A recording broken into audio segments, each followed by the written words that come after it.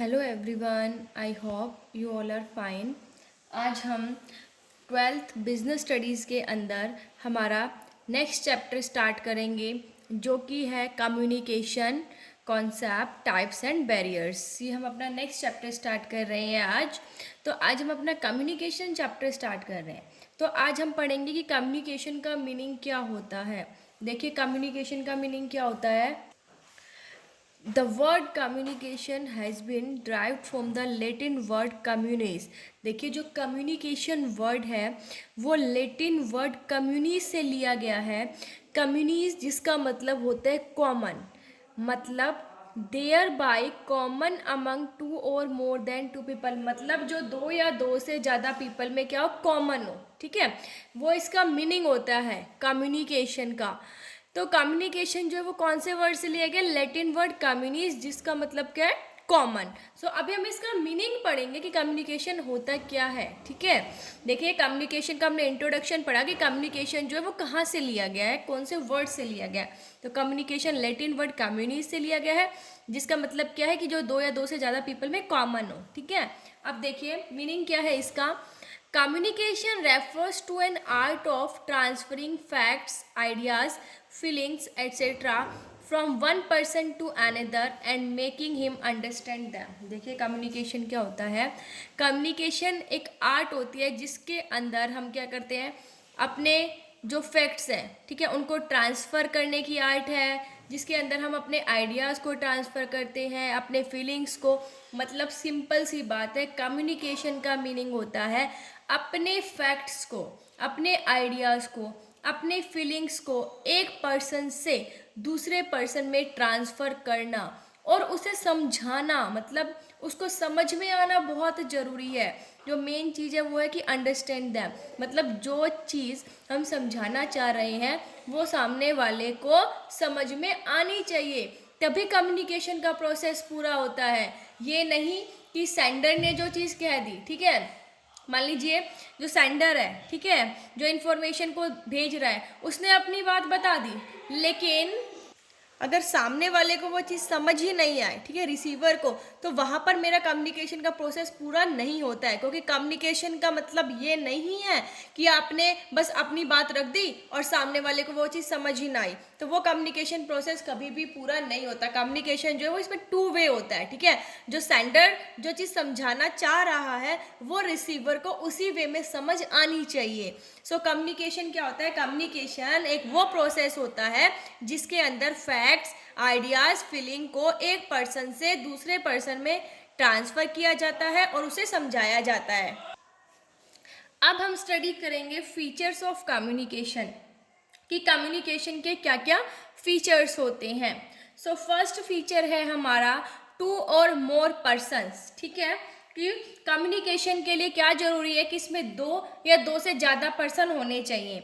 देखो, there must be a minimum number of two person. ये कहते हैं कि एटलीस्ट दो पर्सन तो कम्युनिकेशन के लिए होने ही चाहिए। दो पर्सन कौन, एक तो अपनी इंफॉर्मेशन भेजने वाला सेंडर और दूसरा कौन, रिसीवर, उसको रिसीव करने वाला। Because no single individual can have an exchange of ideas with himself, क्योंकि कोई भी एक सिंगल व्यक्ति खुद से तो कम्युनिकेट नहीं कर सकता ना, खुद से तो अपने आइडिया को ट्रांसफर नहीं कर सकता, एक्सचेंज नहीं कर सकता, कोई ना कोई तो उसे चाहिए ना बातचीत करने के लिए। अब हम खुद से तो बातचीत नहीं कर सकते ना, अगर हमें कोई चीज़ समझानी है किसी को या अपनी बातें रखनी है तो दो या दो से ज़्यादा पर्सन होने चाहिए। तो यही कहता है कि कम्युनिकेशन के लिए एटलीस्ट दो पर्सन तो होने ही चाहिए, एक तो इंफॉर्मेशन का सेंडर और दूसरा उसका रिसीवर, क्योंकि एक सिंगल व्यक्ति जो है वो खुद से अपने आइडियाज़ को एक्सचेंज नहीं कर सकता है। सेकंड है एक्सचेंज ऑफ आइडियाज। देखिए, there must be an exchange of ideas, orders, feelings etcetera between two और मोर देन टू पर्सन्स।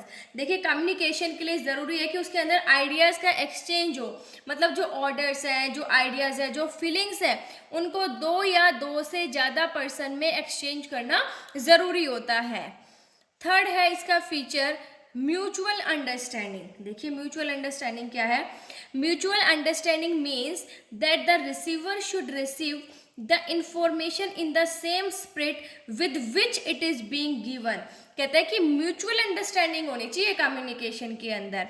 अब म्यूचुअल अंडरस्टैंडिंग क्या होती है, देखिए, म्यूचुअल अंडरस्टैंडिंग का मतलब है कि रिसीवर को जो चीज़, जो इंफॉर्मेशन, मतलब जो सेंडर है, ठीक है, अब सेंडर क्या कर रहा है, अपनी इंफॉर्मेशन दे रहा है, तो रिसीवर को उसी मैनर में, सेम स्प्रिट में वो इंफॉर्मेशन रिसीव होनी चाहिए जिस स्प्रिट में जो सेंडर है ना वो उसको इंफॉर्मेशन प्रोवाइड कर रहा है। मतलब वही इंफॉर्मेशन जो है उसे रिसीव होनी चाहिए, मतलब जो मैं समझाना चाह रही हूँ सामने वाले को वो चीज़ वैसे ही समझ में आनी चाहिए, ठीक है। जब भी कम्युनिकेशन का जो प्रोसेस है वो पूरा होता है तो आपस में म्यूचुअल अंडरस्टैंडिंग होनी चाहिए।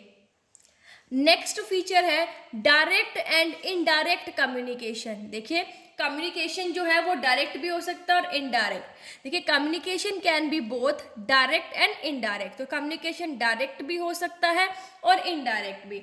अब डायरेक्ट कम्युनिकेशन का मतलब क्या होता है, फेस टू फेस कन्वर्सेशन, जब दो या दो से ज़्यादा व्यक्ति आमने सामने फेस टू फेस क्या करते हैं, कम्युनिकेशन करते हैं, वो तो होता है डायरेक्ट कम्युनिकेशन। और इनडायरेक्ट का मतलब through other means, like email डाल दी या मैसेजेस कर दिए या कॉल कर दी, वो होता है इनडायरेक्ट कम्युनिकेशन।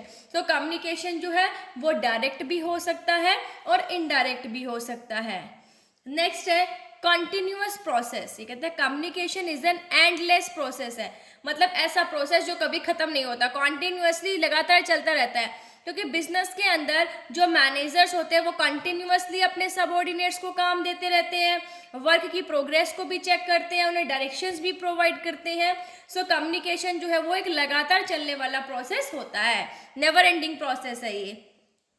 आगे use of words as well as symbols. Communication में वर्ड्स भी यूज किए जाते हैं और सिंबल्स भी। कहते हैं there may be many means of communication.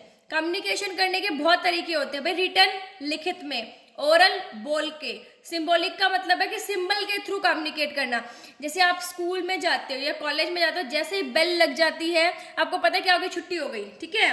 तो जब स्कूल की बेल लगती है तो सब समझ जाते हैं ना ऑटोमेटिकली।